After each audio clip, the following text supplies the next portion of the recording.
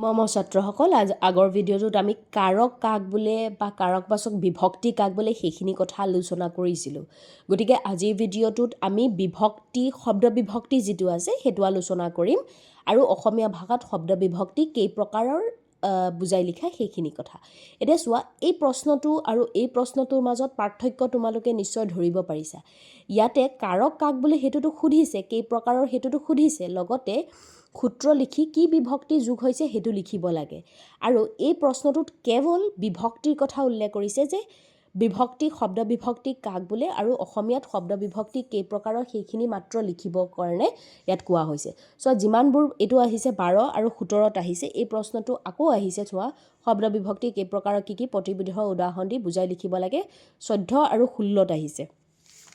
শব্দ বিভক্তিৰ ওপৰত আৰু প্ৰশ্ন আহিছে, যেনেকৈ ধৰি লোৱা, এইটো চোৱা, আৰু এটা প্ৰশ্ন, শব্দ বিভক্তি কাক বোলে এইটো চোৱা, এইটো অলপ বেলেগ ধৰণৰ। শব্দ বিভক্তি আৰু কাৰক বুলিলে কি বুজায়? এটা শব্দ বিভক্তি লিখিব লাগিব, কাৰক লিখিবও লাগিব, আৰু অসমীয়া ভাষাত শব্দ বিভক্তিৰ তালিকা লিখিব লাগে।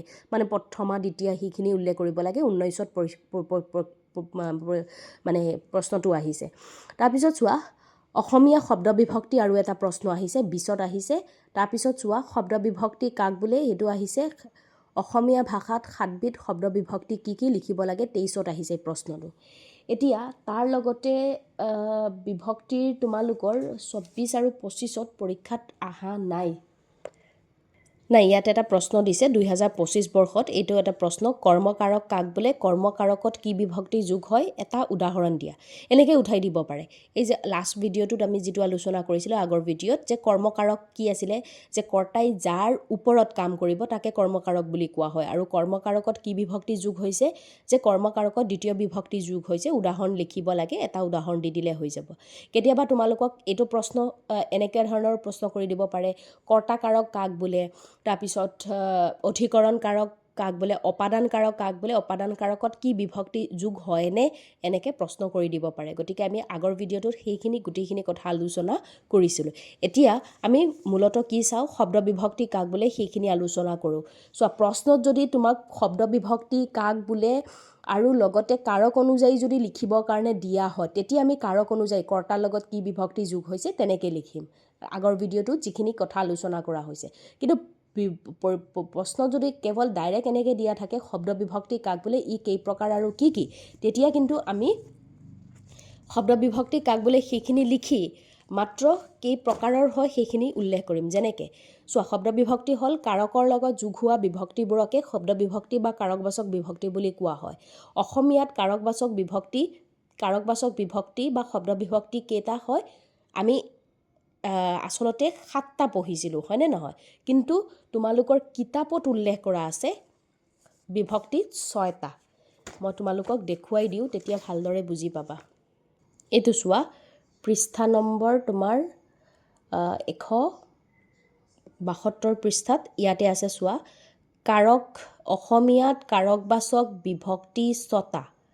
ঠিক আছে, অসমীয়াত কাৰকবাচক বিভক্তি 6টা, কিন্তু যদি তোমাক শব্দ বিভক্তি বুলি দিয়া হয়, আমি 6টাৰ লগত আৰু এটা মানে 7টা উল্লেখ কৰিম আৰু। ঠিক আছে, 7টা উল্লেখ কৰিম।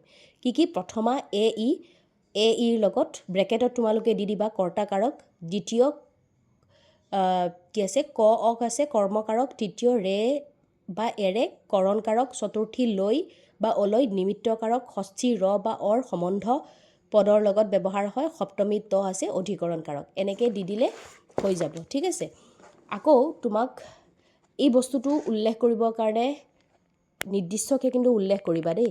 এইটো আনহাতে অসমীয়া ভাষাত অপাদান কাৰক আছে, কিন্তু কি আছে, সংস্কৃতৰ থকাৰ দৰে অসমীয়া ভাষাত পঞ্চমী বিভক্তি নাই। অসমীয়া ভাষাত কিন্তু পঞ্চমী বিভক্তি নাই।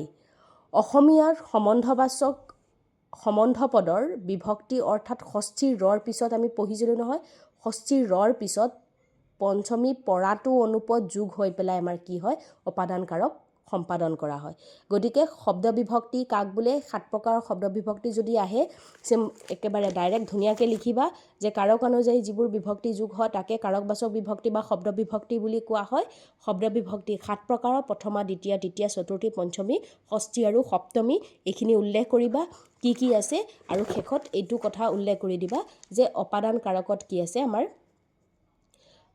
বিভক্তি যোগ নহয় কিন্তু ষষ্ঠী আৰু পঞ্চমীৰ পিছত এনেকৈ যোগ হৈ পেলাই সেইটো সম্পাদন কৰা হয় ঠিক আছে গতিকে আজিলৈ ইমানতে থাকক পৰৱৰ্তী ভিডিঅ'ত আমি ইতিমধ্যে ব্যাকৰণৰ যিমানখিনি ভাগ আছিলে ধৰি লোৱা প্ৰত্যয় বিভক্তি আৰু কাৰক সেইখিনি আলোচনা কৰিলোঁ এতিয়া আমি প্ৰিভিয়াছ ইয়াৰ কুৱেশ্যনো লগতে আলোচনা কৰা হৈছিলে